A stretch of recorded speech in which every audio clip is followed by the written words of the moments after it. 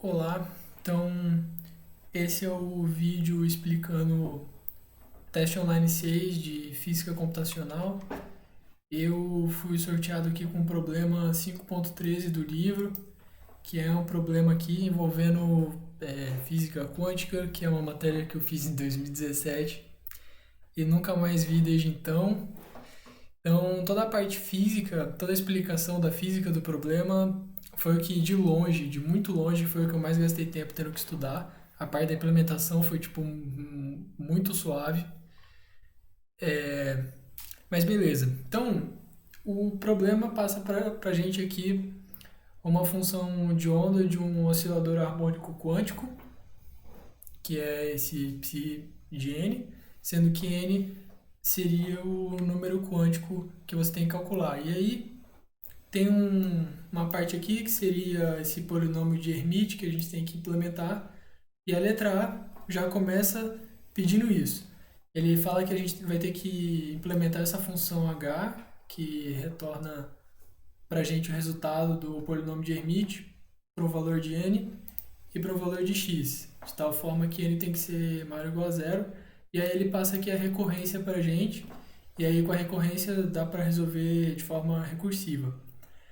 E aí ele pede para a gente calcular no mesmo gráfico o, as curvas para n indo de 0 até 3 e x de menos 4 até 4. E a gente vai ter que usar, né, as funções que a gente fez. E tudo isso no mesmo gráfico. A letra B pede para a gente fazer um outro gráfico com o número quântico igual a 30 indo de menos 10 até 10. E a letra C pede para a gente encontrar a incerteza quântica de uma partícula quando ela estiver no enésimo número quântico, né, do oscilador.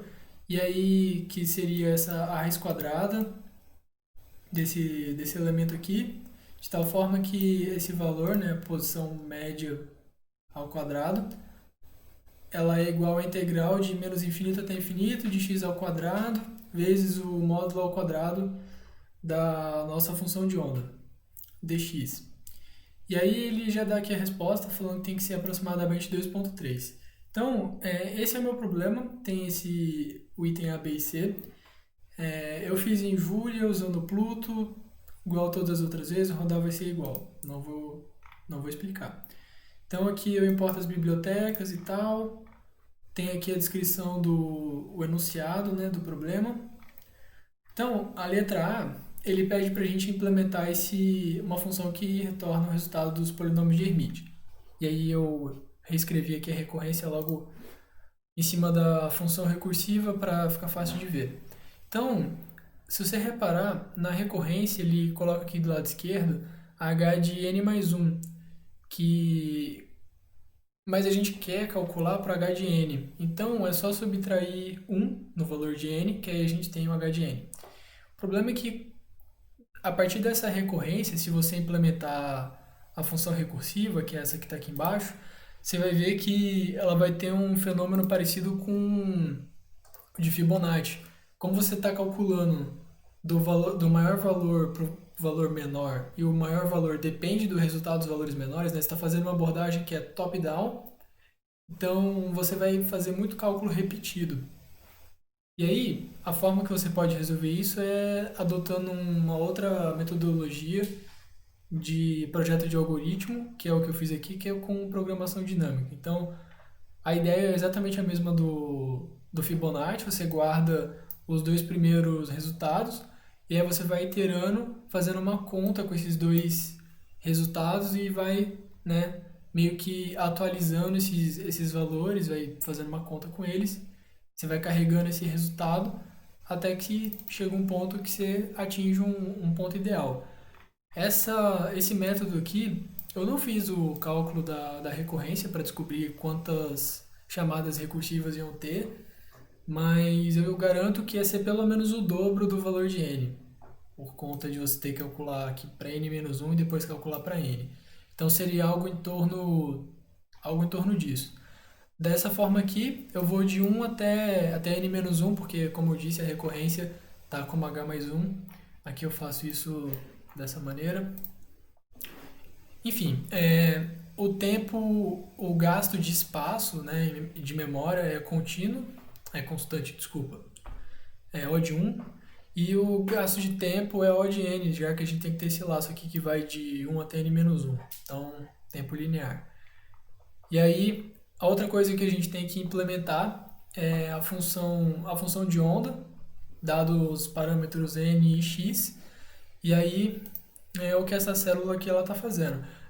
Só de curiosidade, esse E tem um símbolo de raiz aqui, se você reparar, e o π, que eu não estou achando aqui, e o π são caracteres Unicode, porque Julia, e o próprio nome da função, né, que é psi. Julia aceita caractere Unicode para você usar como nome de variável. E o π e o e, né, o número de Euler, eles são constantes globais da própria linguagem. Então eu já tenho esses valores aí. Bom, depois ele pede para fazer um gráfico, né, na mesma figura para x de menos 4 até 4 e n de 0 até 4. Eu fiz essa primeira figura aqui para os 4 números quânticos. E aí a gente tem esse primeiro nível aqui, depois o segundo, que na verdade o n é igual a 1, né? Depois n igual a 2, n igual a 3. E aí a gente observa que tem esse caráter ondulatório, em que você tem no eixo y seria tipo o valor do psi, né? O valor da função de onda, o resultado. Ela vai tendo esse comportamento assintótico nas pontas e que ela vai convergindo para um valor, que no caso aqui é o eixo x. Isso daí é uma coisa que a gente espera, que é uma coisa que tem que acontecer, porque você tem... É como se você tivesse uma partícula que está confinada num potencial. Então, em direção, em relação ao eixo x, né? Em direção a mais infinito, tem que converger desse jeito que eu plotei aqui, tem que converger para zero. Indo de menos infinito é a mesma coisa, tem que convergir para zero porque você tem um potencial que vai crescendo. Que vai crescendo em relação também ao eixo x, indo para infinito, para mais infinito e menos infinito. Só que eu não acho que o item A pediu para a gente plotar, eu não acho que seria isso daqui, porque eu fiz em uma figura só, não são 4 figuras, é uma figura só que tem 4 subplots. Que, bom, indo pela literalidade do texto, eu não estou errado, mas eu não acho que é isso que ele quis dizer. O que eu acho que ele quis dizer é o que, olhando aqui no Wikipedia, quando eu estava estudando, eu vi aqui, que é esse gráfico. Esse gráfico, ele mostra aqui pra gente, eu tenho esse potencial, e eu tenho aqui os casos em que eu tenho o eixo x, né, que seria essa posição, depois cada uma dessas camadas seria a função de onda para um valor de n. E o que eu acho que ele quis que eu fizesse seria esse gráfico, e aí cada espaçamento desse é um valor da energia, porque cada nível, cada número quântico vai ter uma energia mínima associada. Desculpa, eu acho que a energia não é mínima, é o valor da energia associada. E aí eu tentei fazer esse gráfico daqui. Como eu não sei esse valor aqui de ômega, o valor aqui da frequência e tal, eu ignorei essa parte do ômega e fiz de um jeito genérico. Porque se você olhar aqui, o gráfico da energia em relação a n, em relação ao número quântico, seria em termos de 2 vezes n mais 1 vezes h cortado sobre 2 vezes o ômega.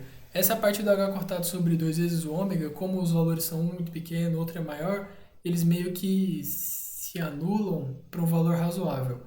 Como eu não tenho esse valor de ômega, eu vou fazer de um jeito genérico, e eu espero que isso esteja certo, dado o meu repertório que não é da física, e eu fiz essa matéria há muito tempo, então eu espero que o que eu vou fazer não seja algo muito violento, não esteja errado, mas eu vou considerar só 2n mais 1 para somar para cada um dos valores aqui de psi de n, para ir montando essa pilha, né, de funções. E aí é o que eu tentei fazer aqui embaixo. Eu fiz aqui um potencial que é só x elevado ao quadrado, que é coerente com o potencial aqui que é o potencial quântico. Eu não lembro onde que eu li. Deixa eu ir pra lá. Acho que foi nesse site. Aqui, potencial quântico, que é baseado em x ao quadrado, vezes um negócio aqui que vem antes. Cada um desses valores aqui é uma constante. Então vai ser um número real vezes uma função x ao quadrado. Então, a, essa linha verde aqui, né, essa parábola, ela está razoável e ela também está razoável em relação ao próprio gráfico. Se você vê, cada um dos níveis de energia, eles têm ainda um rabichinho, né, que é, se eu me lembro bem, seria o tunelamento, né, que é a probabilidade da partícula passar um pouco da parte do,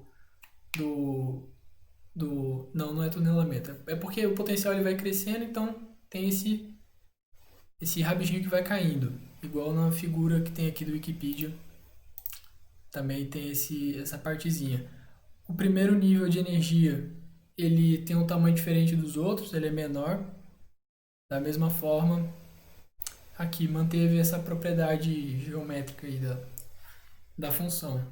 E, bom, a minha letra A foi isso. Foi o que eu consegui meio que pegar do problema.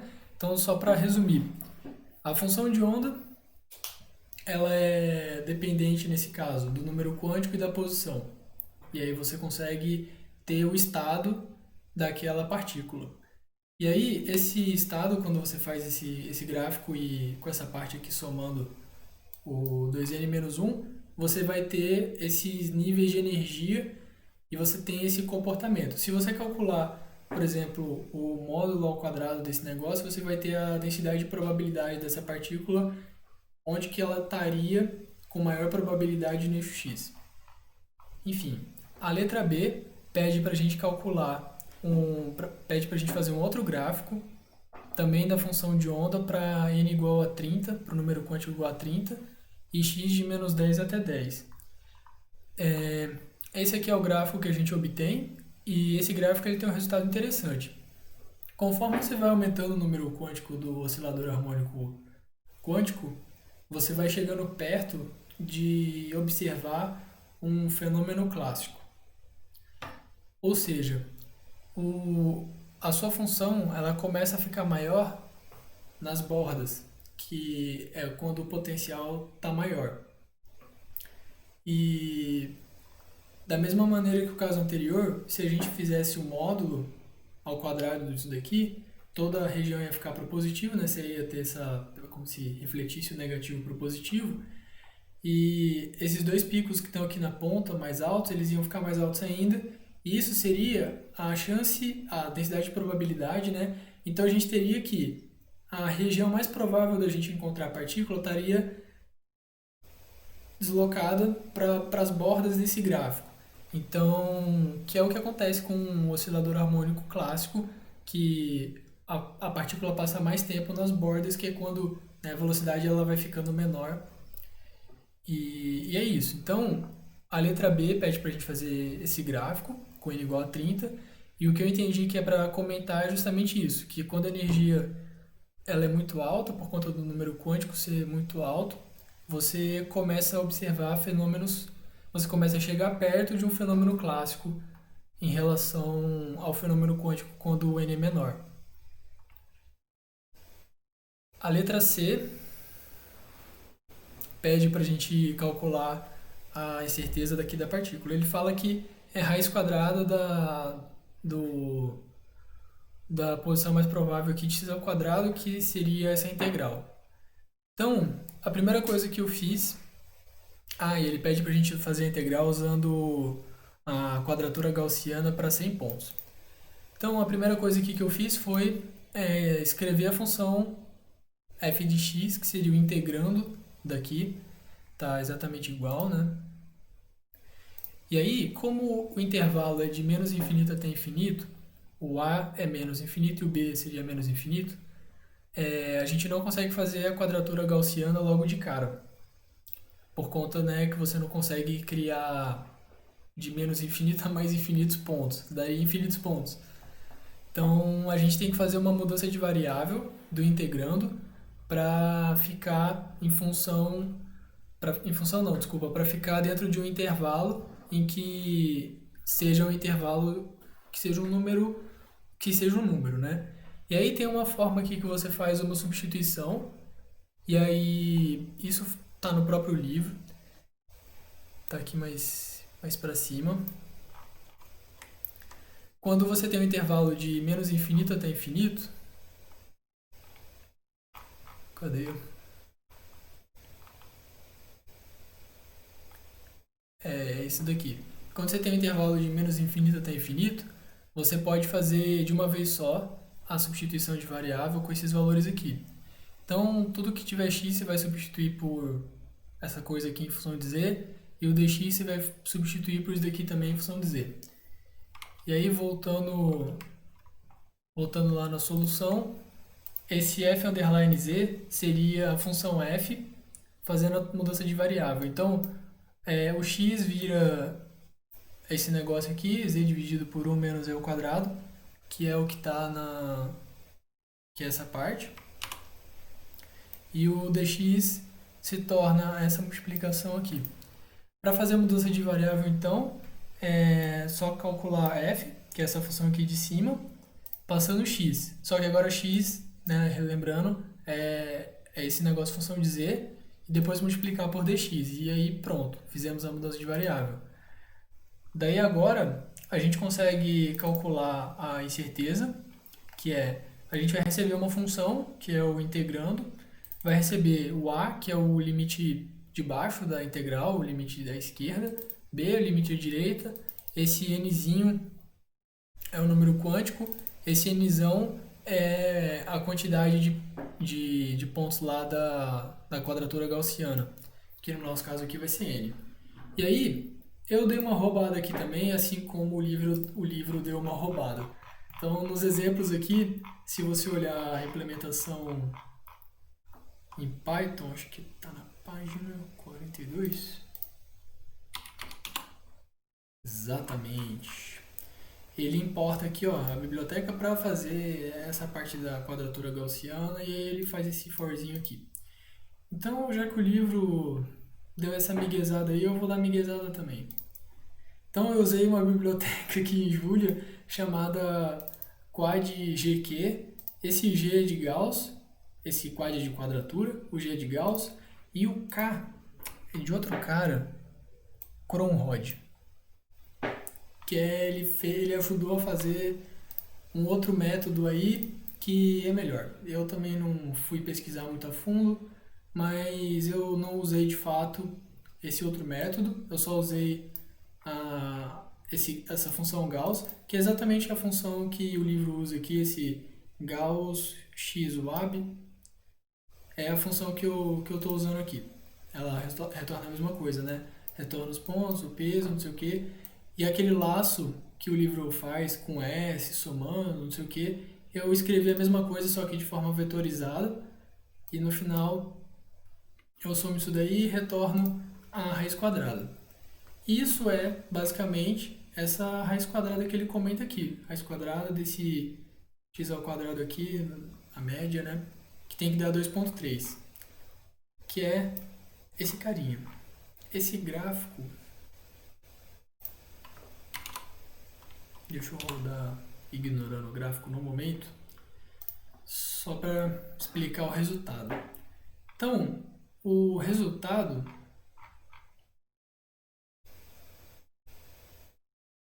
tá 4 aqui, é 5, por isso que deu um valor estranho. O resultado, então, da incerteza que eu coloquei aqui nessa variável in, que é a variável que eu estou dando display, que é a última coisa que esse bloco let retorna, que é o in, é o que ele mostra aqui em cima, tá? Eu não estou roubando, não. Esse in, que é esse resultado, esse número grande aqui, é o big float, e é um big float porque aqui no meio, esse Gauss, ele, para ter uma precisão mais alta e tal, ele faz esse rolê aqui em big float, que deu 2,3, ó, que é aproximadamente o valor que ele falou que ia dar. Tanto é que ele diz aqui, você deve ter uma resposta nas arredondezas de 2,3. Então, a gente fez o método numérico que resolve. O problema é que eu não entendi exatamente, e aqui eu estou sendo sincero, eu não entendi exatamente o que esse número significa. Então, esse meu plot é uma tentativa de tentar sacar o que está acontecendo aqui. Se eu plotar esses dois pontos laranjas, seria esse... É o ponto... Eu fiz o quadrado do módulo para ter a densidade e probabilidade de encontrar a partícula naquele ponto. É a linha azul. Os dois pontos que está em laranja, eles representam a localidade que a raiz quadrada está para o lado positivo e para o lado negativo. E aí, o que eu acredito ser o valor que a gente calculou seria justamente...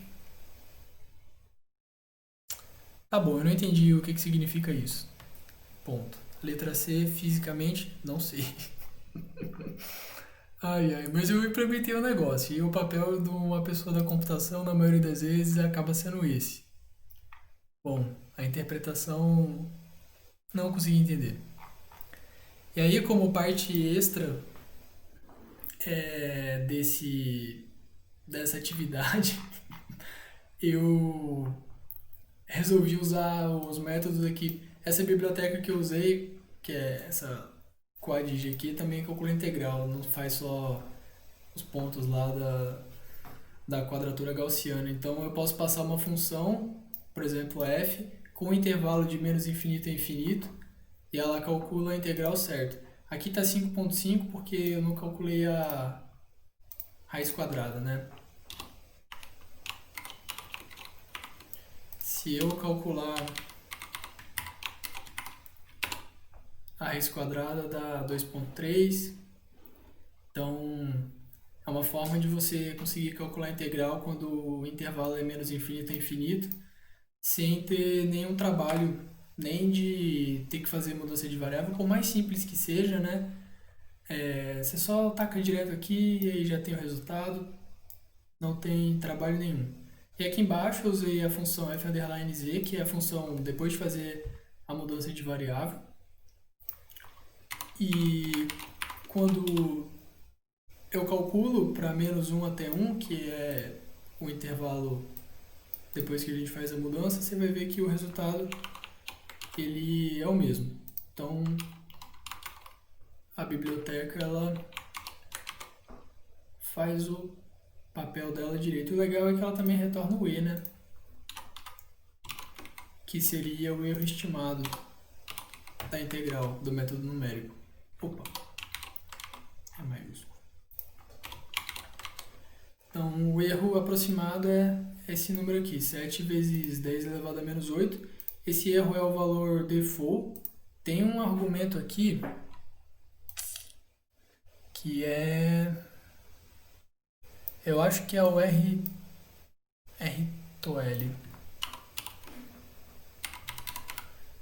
E esse valor, nesse caso daqui, ele é o erro que a gente quer.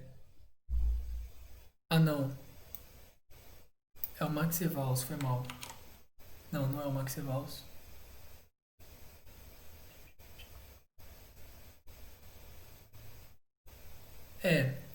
É um argumento que você passa para poder escolher a precisão da integral. Então, se eu colocar aqui...